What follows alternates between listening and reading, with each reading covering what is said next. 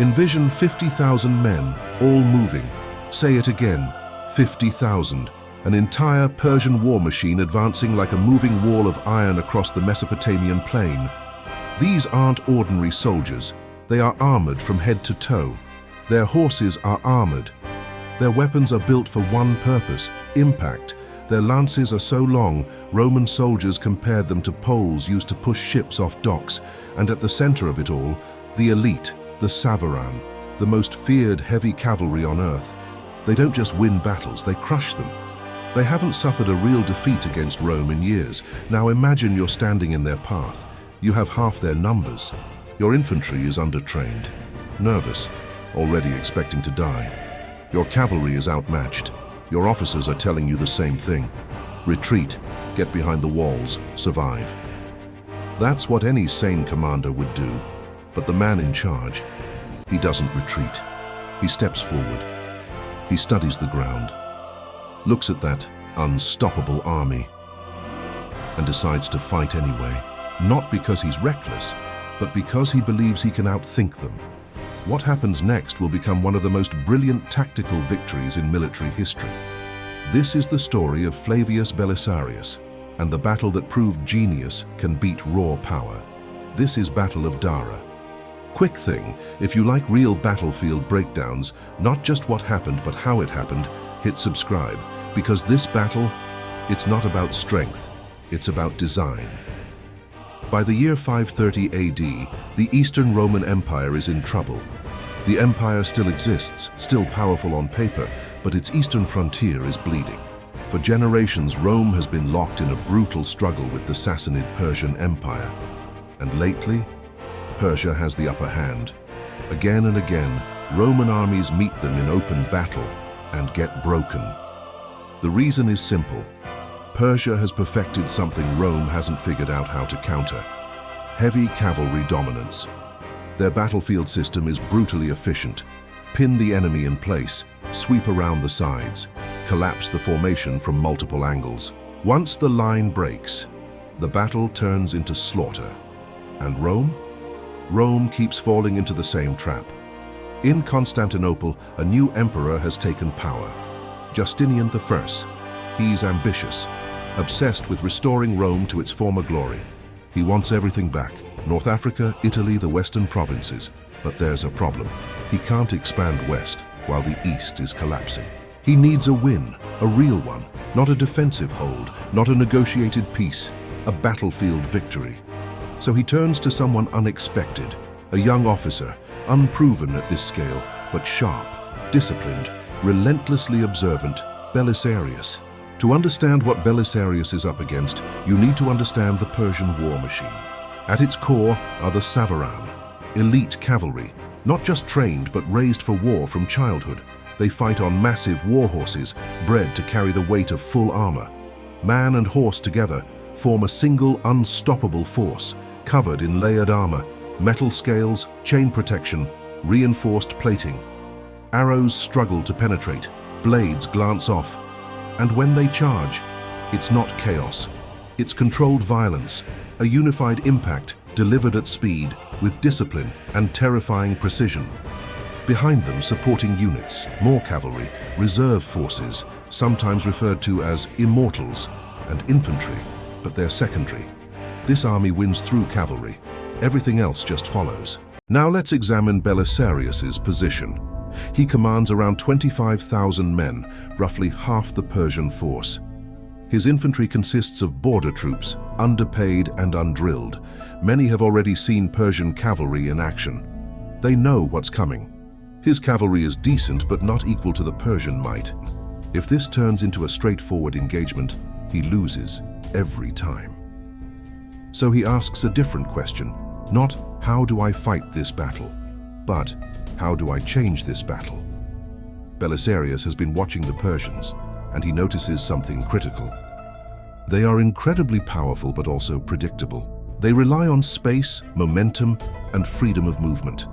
Their entire system depends on it. So what happens if you take that away? If you force them into tighter spaces, break their formations, interrupt their charge, create angles they can't easily respond to? That's the idea. And now he has to build it. He has Belisarius doesn't wait. He orders his men to dig, not a simple trench, not a straight defensive line, something more complex, a system. The trenches run forward, then shift at angles, creating pockets, corners, and controlled gaps. This isn't just a barrier, it's a battlefield redesign. It does three things: breaks the Persian charge, forces them into predictable lanes, and creates opportunities for counterattacks. Now he places his army carefully. Infantry in the center, protected. Cavalry on the wings, designed to hold, not win. Hidden reserves at key angles. Mobile units ready to strike at the exact right moment. Everything has a purpose. Everything is timed. This is not defense, this is a trap. The Persians arrive. Their commander, confident and experienced, surveys the Roman army. He expects them to retreat, but they stand firm. He notices something unusual: prepared ground, structured positioning. Something different, but not enough to stop them. They wait. Reinforcements arrive, swelling their army to around 50,000. Then comes the message. The Persian commander sends word: "Prepare my bath and meal in the city. Tomorrow I dine inside your walls." Total confidence. Belisarius replies calmly and waits. Morning breaks. The air is tense. The first phase begins with thousands of arrows. Volleys fly back and forth across the field. Then something subtle but important: the wind, blowing toward the Persians. Their arrows lose force while Roman arrows gain it. A small detail, but every detail matters. The Persian right wing advances, heavy cavalry pushing toward the Roman left. Pressure builds. Roman cavalry begins to give ground, slowly and controlled. Not breaking, but bending. The Persians push harder, thinking they're winning. They are exactly where Belisarius wants them. Then the trap snaps. Hidden cavalry strikes from the flank, then from behind. Sudden, violent, unexpected. The Persian formation loses cohesion. Panic spreads. Thousands fall. The first attack collapses. Now the Persians adjust. They shift their focus. Their elite units move in. This is the real push. The Roman right comes under massive pressure. This time, it looks worse. Roman troops fall back faster. For a moment, it looks like the line might break. Then, again, the angles. Hidden units strike the exposed flank. The retreating Romans turn and re-engage. The Persians are caught between forces. Front, side, confusion, breakdown. Their commander falls, and that's it. Once leadership collapses, the army follows. The Persians break. Thousands are cut down in retreat. The battlefield shifts from organized combat to chaos. Belisarius does something important here. He stops the pursuit early. He doesn't risk overextension. He protects the victory. That discipline matters. Around 8,000 Persian casualties, a shattered elite force, a retreating army, and a powerful message sent across the region: Rome can still win. This wasn't just a victory, it was undeniable proof. Belisarius showed that you don't need more men. You don't need better troops. You need better thinking. He neutralized his weaknesses, exploiting enemy habits, and controlled the flow of battle from start to finish.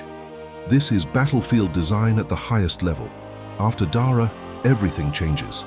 Emperor Justinian III now has confidence. Within a few years, North Africa is invaded, then Italy. And who leads those campaigns? Belisarius. Again and again, he takes smaller forces and wins. Not by overpowering enemies, but by outthinking them. Dara is where it begins. A young commander, an impossible situation, and a decision to fight differently. Because in war, the smartest plan wins, not the biggest army. If you want more battles like this, where strategy changes everything, hit subscribe. Because history is full of moments like this. Moments where everything should have gone wrong, but didn't. And those are the stories worth telling.